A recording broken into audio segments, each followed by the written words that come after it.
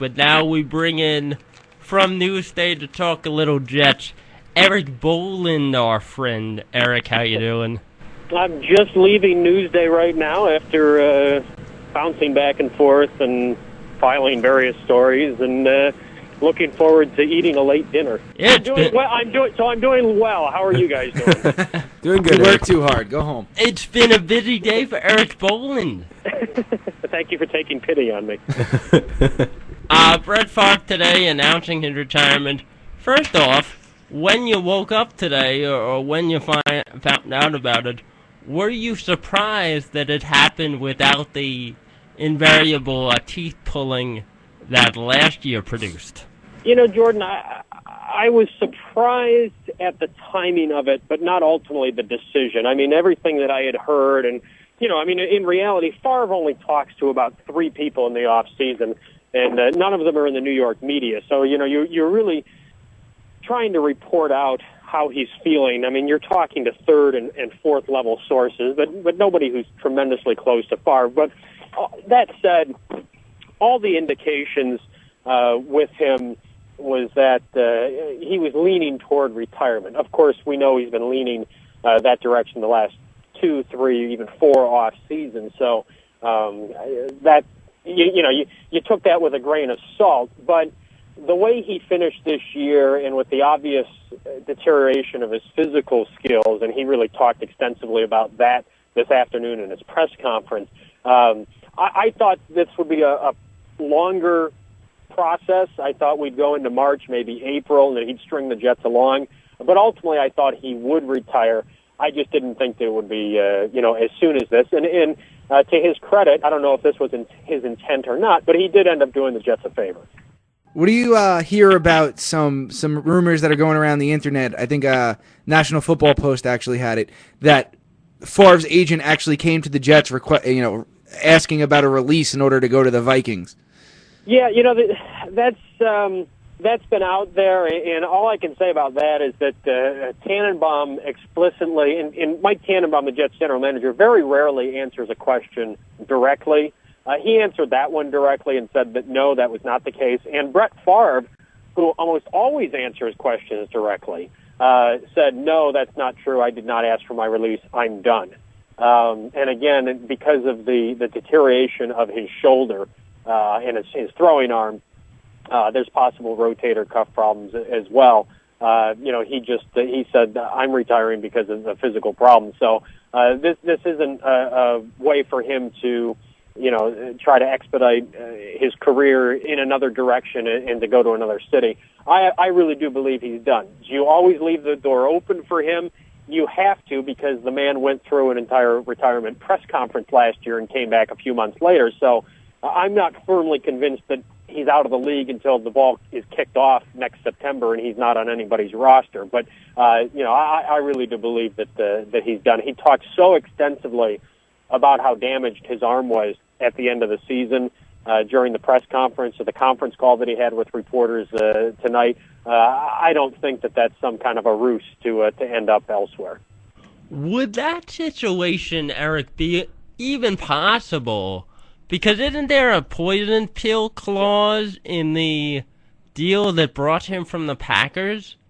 Yeah, absolutely, Jordan, and that's I should have brought that up in the answer. The Jets, it would have cost them several first-round picks had they made that trade last year. It's not quite as poisonous, if you will, this year. But yes, if they do trade him to Minnesota or any NFC North team, it would cost the Jets a first-round draft pick to Green Bay in order to make that deal. And there's just no way the Jets are going to do that. I think they would release him before, they would try to execute some kind of a trade for him, because the market. And I said this on a radio show earlier today.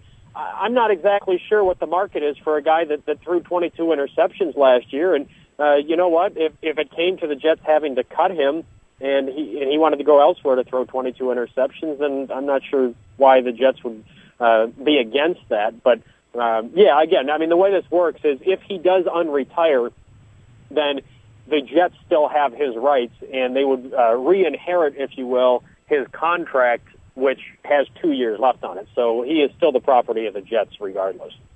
I'm just wondering, in your opinion, do you think the Jets right now are a better organization without Favre, with Brett Ratliff and Kellen Clemens, two unproven guys in the NFL? Or do you think, if the Jets don't make a draft move, would the Jets be better off with Favre one more year?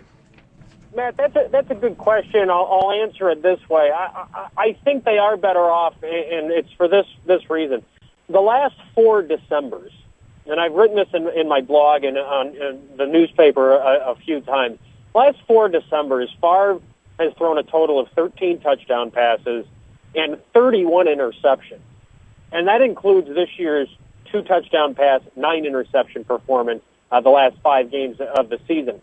That's not a statistical aberration. If you've thrown that many interceptions and that few touchdown passes the last 4 Decembers, that's a trend. That's indicative of a quarterback who simply, from a physical standpoint, is wearing down at the end of the season. And that's not a criticism of Favre. It's just a reality of a guy who has taken a lot of beatings over a lot of years, and he is worn down when the games mean the most. And this year was no exception. So, I think the Jets at 8-3, and obviously Favre, was part of the reasons for them being 8-3. But if they had replaced Favre with Kellen Clemens, or even I'd go so far as to say Brett Ratliff, when they were 8-3, I think we would have been talking about a playoff team, to be honest, because I don't think it would have been as severe if one of those guys was quarterbacking the team. Now, would either one of those guys beating the Patriots on the road or beating the Titans on the road, played as well as Favre did? Probably not. So I understand the type of parlor game that I'm engaging in there. But, I really think the way the Jets are constructed, which is to run the ball and to have a controlled offense that doesn't turn the ball over and a stout defense that creates turnovers, which the Jets did the first 11 games of the year before everything, went down the the last 5 games of the year. The way this team is constructed, I think they are better off with any of those guys that you mentioned, save for probably Eric Ainge, or any veteran that they might bring in, or if they go the route of drafting a quarterback in the first round of the draft with their number 17 pick, that's not out of the realm of possibility either. Eric, as far as, we saw the Kellen Clemens media tour today. He was on ESPN radio. He was everywhere. He kept talking about how he was in the gym working out, and all of a sudden he heard Favre retired, and someone grabbed him, and all of a sudden he was interviewing with everybody today. And we kept hearing how Mike Tannenbaum said that he's very comfortable going forward with Kellen Clemens. How much of that is posturing, and how much do you think of that is actually the truth? Look, they made him a second-round draft pick a few years ago, so obviously it's a guy that they thought highly of at one time. Are they as high on him now as they were then? No, they weren't. And, his subpar 2007 performance obviously has played a major role in that. I would say this. I think part of that is posturing on the part of Tannenbaum, saying what he needs to say, sort of the same way that he said all the right things about Brett Favre in the offseason. I think Tannenbaum came to the same conclusion that most people did, which was Favre physically just can't get it done anymore, and was hoping that Favre would retire. But he never said that publicly, and I think rightfully so. In the case of Kellen Clemens, I think he's, partaking in some of the same semantical gains there. I think that, has he totally given up on Kellen Clemens? No, I don't believe that. But he also very wisely said, in the same token is saying, we believe in Kellen Clemens. He also said, but if the opportunity arises to improve this football team, we're going to pursue that as well. So, he's certainly left himself an opening to pursue, again, either a quarterback in the draft or in free agency. Eric, play Mike Tannenbaum for me for a second. Who has a higher ceiling as a potential starting quarterback for the Jets long term, Kellen Clemens or Brett Ratliff? I would say in the building, and the man's, whose opinion matters the most in the building would be Mike Tannenbaum.